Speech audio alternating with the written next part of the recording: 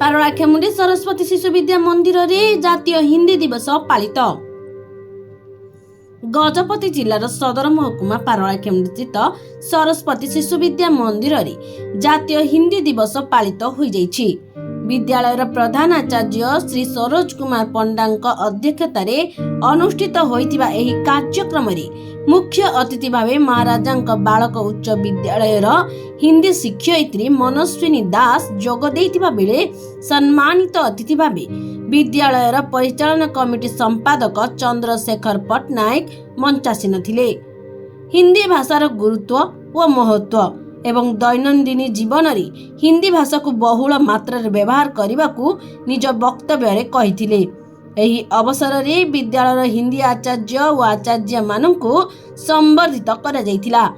କାର୍ଯ୍ୟକ୍ରମ ଶେଷରେ ବରିଷ୍ଠ ହିନ୍ଦୀ ଶିକ୍ଷକ ବିଜୟ କୁମାର ଜେନା ଧନ୍ୟବାଦ ଅର୍ପଣ କରିଥିଲେ।